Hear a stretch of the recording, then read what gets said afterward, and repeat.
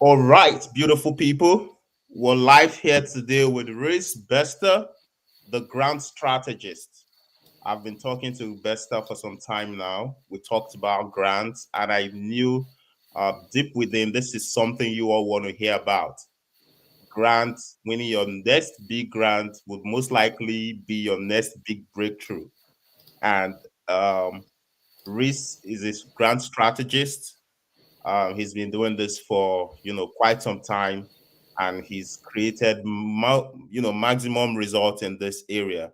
And I want him to share his experience with you today, so that we all can learn from him and see how we can start bringing in that big funding, that transformational funding, that breakthrough funding that we all need to scale the impact and transform the communities that we serve.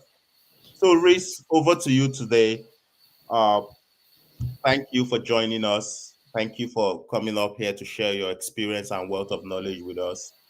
For us to get started, can you share the origin story of Memory Trees Corporation and how it evolved from honoring loved ones to building school gardens and urban farms? You can, of course, introduce yourself and then, jump right into it. Okay. Well, I will introduce myself. I am Reece Bester, and I run Breakthrough Grants, and I've been doing grant writing now for, I don't know, over 10 years. But I founded Memory Trees. It was a family founding that we did, and the name originally was exactly what it was. We did memory trees, like memorial trees. Um, but then, because we did trees, there was an opportunity that arose where we could do some trees at a school. And then they said, let's do fruit trees. And then we were like, okay, we could plant fruit trees everywhere. We could plant school gardens too. And schools were seeking us out for school gardens. We built a lot of those. I don't know, over 50 of those. And then they said, okay, that's nice that we got a garden, but can we do an educational program using it? And so then we transitioned into doing that. And then that was sort of when we started to seek grants.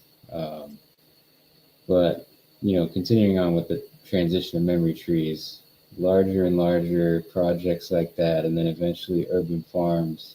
And we did a big urban farm.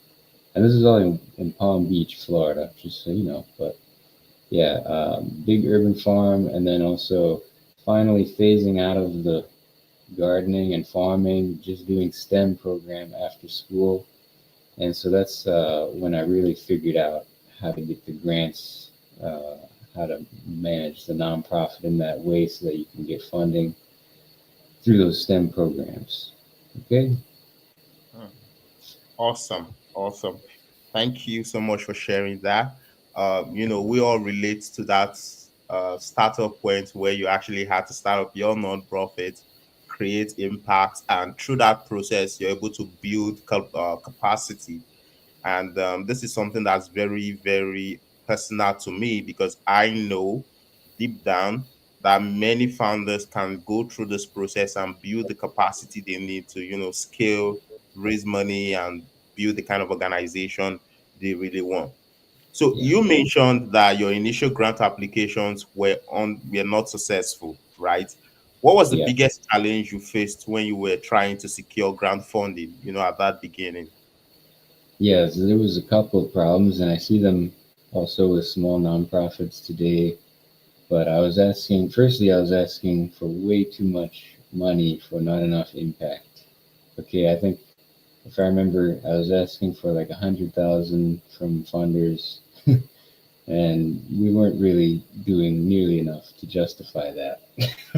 So that's number one. But more importantly, though, the business structurally, we couldn't handle that much funding even if we got it. We didn't have the capacity to do what they would need us to do with, like, say, $100,000. And also, we didn't have any understanding of the value proposition being made to the funder. Like, it's like, okay, we want this, but not how can we partner so that you can fund us so that we can do the work.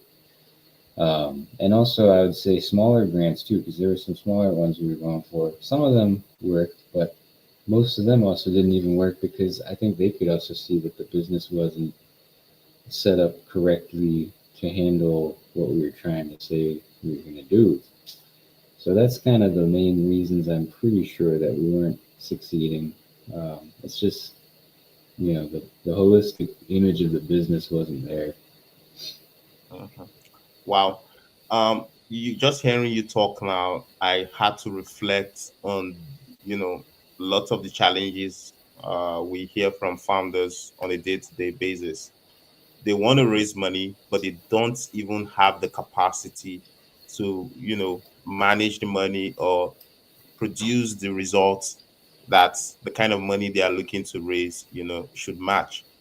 And we usually use the word funding ready. Are you actually funding ready for the resources you're trying to gain? Many Yeah, organizations are not even at that point where they need the money. They are at the point where they're supposed to be building capacity, structuring the organization, building the systems that can help them deliver results at an optimum level. It's like saying you need $1 billion, but you don't even have the account, or you don't even have the account that can take $1 million. See how? yeah, Yeah. So absolutely. this is really very, very important for founders to take note of. If Mhm. you need the resources, you should have the structure that can be able to deliver the level of resource, the resources you are asking for. Because the truth is, founders see this. They see through you. You may have to, you try to put out a fancy website, you try to put out a good show. But when it comes to putting in money, people take things serious and they really want to look at your organization and be sure that this organization can be able to deliver. So I really like the fact that you shared that. This is very important for founders and nonprofit leaders to take note of. Now, you Yes. mentioned you had to take classes, you had to take lessons to be able to build your grant writing skills. I want you to talk a bit about that because, on a personal level, I believe every founder can actually step up at that level. It's beyond just wishing, it's beyond just hoping things happen, but you can actually step up and, begin to learn the pathway, begin to learn the things you need to learn so that you can start creating the results you want to create. Can you share a bit about the lessons and what that looks like? Yeah, the lessons that I took um, were mostly, I'd say actually that the majority of the learning that I had was from failing, okay, as Hmm. a lot of founders have to go through. But yeah, I mean, I did have some connections. There was a librarian I had who, well, I didn't have a librarian, but I went to a library that had a grants course, and she gave some basic level of understanding. She showed a mock budget and some mock answers, and I was like, okay, I see what the point is here. It looks more reasonable than what I was doing. But yeah, mostly though, definitely from failing and um, talking with funders after you fail. That's something that you should try to do if you can, and they'll tell you like, okay, well, you sent us this proposal and it just looks crazy or something. I mean, they won't use those words, but they'll say sort of like, we can't believe that you're going to do this and this, or you're asking too much here, or we've seen programs like this and it doesn't work, things like that. So then you can reevaluate it. But really, yeah, you're probably going to have to fail a bit, especially in the beginning, so you can figure out how a funder would look at something and see that it is good. Hmm. Um, yeah, Wow. hopefully that answered the question. Yeah, you did. You did. I like the fact that you talked about, failing and then learning through that process and also getting real-time feedback. Because sometimes we can be so blinded with our process, we can be so blinded with trying to raise money that it all feels so transactional. It's about failing here and then you're moving to the next opportunity instead of finding time to reflect, finding time to ask questions. What did we do wrong? What can we do right? What are you really looking to fund? Because it's that feedback that's really going to help you do better next time. When a founder tells you this is the area that I think you're not okay with to be able to get that funding, you go back and do the work in that area because that's how you build a robust organization. that can be able to attract, those kind of fundings that you're looking to attract. And I really love that you shared that. So Mhm. you said after years of learning, you reached a point where you could predict whether a program could be funded before you even launched it. Can you give us an example of how you apply this insight when creating a new program? Can you give us an example of how you look at this, especially when you work with organizations now to raise money? How are you able to tell if their programs can be funded, and what does that look like? Yeah. Um, well, that came with experience for sure, and it came from just understanding the funder's point of view, and you can use that and sort of think like if you were in their shoes, what would you do? But yeah, to apply it, you need to understand.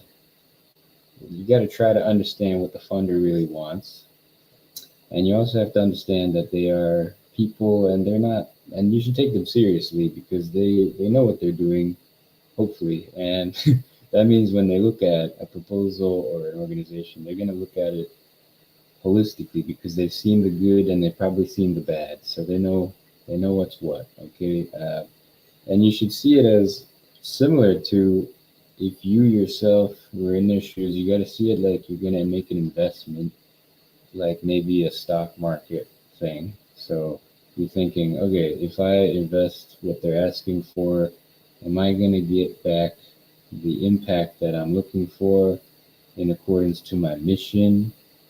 Um, and so the nonprofit who is applying, they got to be competitive. They need good leaders. They need a good board, good guidance and counseling. They need to be good with their financial management, and they need good data collection, etc., etc. Everything like that. They have to be in order to be competitive, because the funder will see like, okay, these guys are not being led right. These guys don't have support from the board, something like that, and they're not going to like that. Mhm.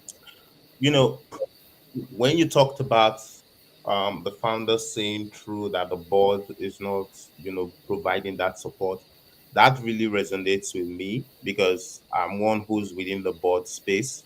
I'll Mm, always tell founders your board is one of the biggest assets you have.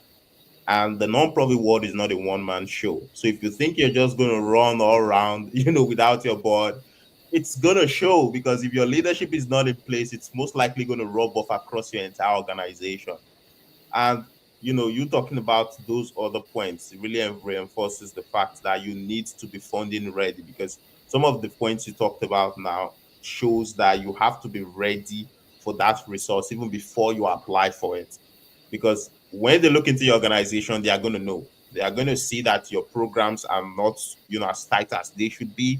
They are going to see that you probably do not even have the team to execute this program sustainably. These are some of the things that, of course, will determine whether you get the funding or not. yeah. I love that. Thanks so much for sharing that. So, what was the big chance that led you to move to North Carolina and pivot from running your own nonprofit to offering grants services to others? What happened? Why? How did you make that move? Uh, I mean, it was just that I reevaluated the impact I was having in my nonprofit, and then I thought, okay, well, maybe I should rather offer my skills to other people who are doing work that I can also appreciate. And so, also as a consultant, I get to be passionate about multiple causes rather than just one, and I can focus on the thing that I appear to be good at, which is the grant funding. It's also the thing that I kind of enjoyed the most when I was running the nonprofit. Uh, was the grant writing and stuff like that. So that's kind of why that happened. The other thing is I had to move states, so it's kind of hard to just transfer a nonprofit Oh, the operations. mhm. I understand that completely. I also did make that transition, though I still serve the young black population, but I had to expand my reach because when I started, the goal was to be able to help young people be involved in community development, help young people create impact. And moving on, I'm still doing same, but now I'm doing it for a larger population, for non-profit founders, for young people who are already at that point where they want to create impact. We can help you sustainably do so, of course, by impacting yourself so that you can be able to impact your board. So thank you so much for sharing that. Um, so based on your experience, what's a common mistake you see nonprofits making today when they are looking for grant funding? I'd say the most common thing is that they're focused on themselves and they want their program to be a certain way. They want it to do a certain function. Same with the organization as a whole. And so the problem with that is that funders have their own ideas and they also have their own knowledge and they've seen things. So again, it's like um, I want to do what I want to do and you should give me money type of thing. Mm-hmm, But funders need to be approached like a partner. Uh, and then that goes into the whole being ready thing. I mean, that's very common. I see that where people don't have data, they don't have a plan to get data on their impact. And these days, it seems like more and more you need to have data collection going on. And then also, you're not going to have, if you don't have clearly defined goals, objectives, and procedures with your program, that's not good. You got to be very clear and you got to, because the funder, like, they want to know what you're going to do exactly. I mean, you can't just say, like, oh, I'm just going to do it and then it's going to work. But they need to know most of the time. I mean, sometimes you can get away with that, but it's not gonna breed a lot of success. It's like the back end. You need to prepare your back end to be ready. And then last thing is not approaching a funder warmly, and you can do that today still. Most of the time, there's a phone number or at least an email, and even if they don't answer or something, you should at least try because a lot of the time, even if they just remember your name or the organization name, it does actually make a difference. And yeah, you can do that. You should try to do that. mm-hmm. Yeah. Lovely, lovely.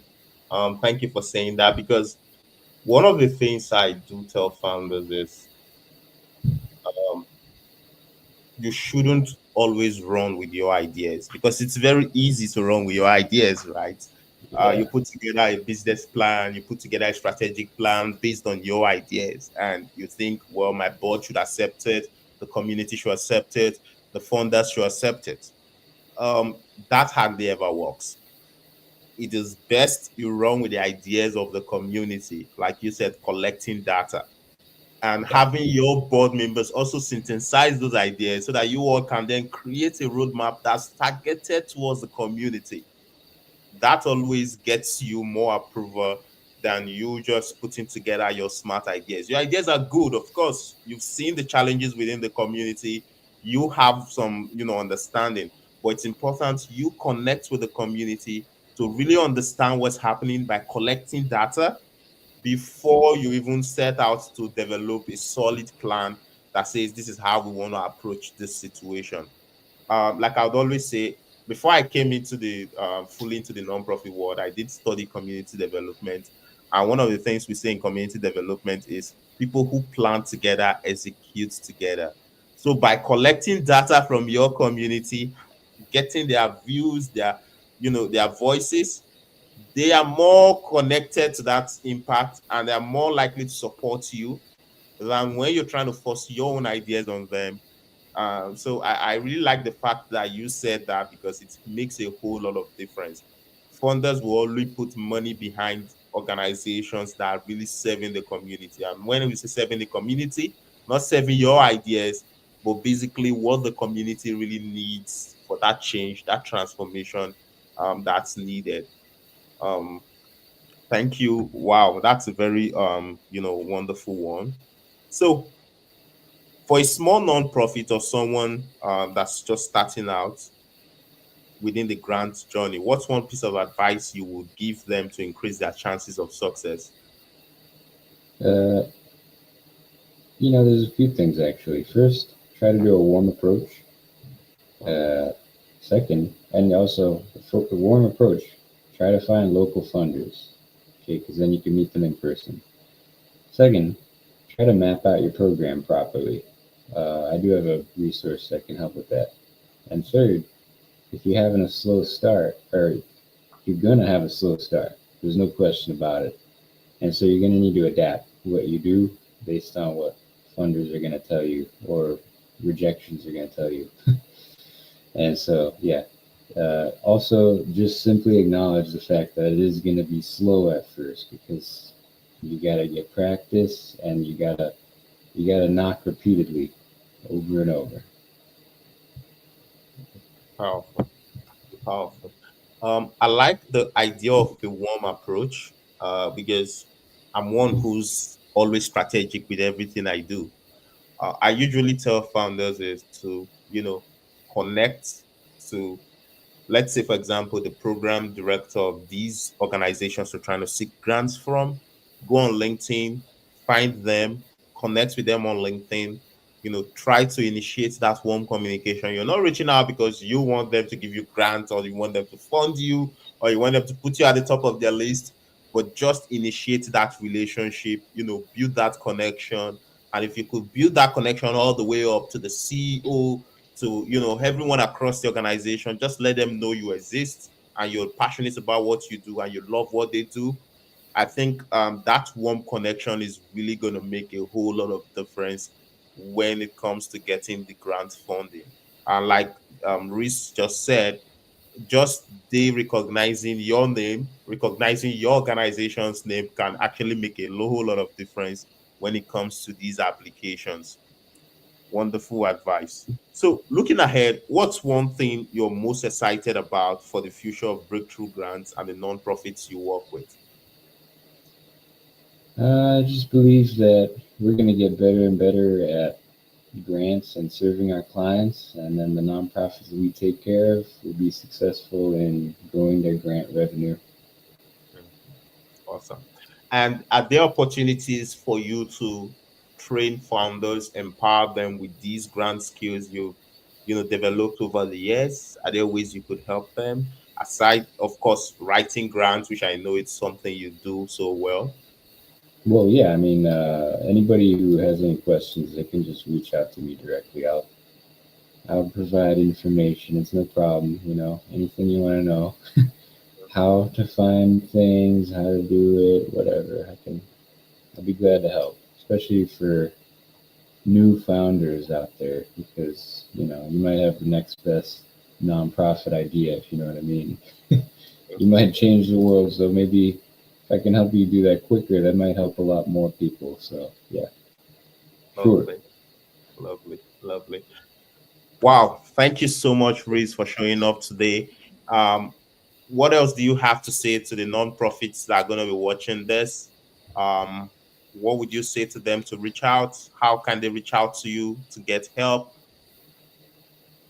You can find me on LinkedIn. My name is Reece Bester on there. And you could also email me. I don't know how to provide that, but it's just my name at breakthroughgrants.com. And then, yeah, I mean, those are the best ways for sure. I do have a website too, but you'll probably find that if you Google my name or something like that. Um, and then also, I would just say to all the nonprofits out there, you got to stay persistent. Okay, it's not going to be that easy to win grants, especially in the beginning. So keep trying, though. You'll do it. You'll figure it out, and work on that back end. you know, the Yeah, back end of your business. Yeah. But thanks also, Rooney, for hosting me. You had great questions, and I hope this helps some of these founders and nonprofit leaders out there. lovely, lovely, lovely. Thank you so much, Reese.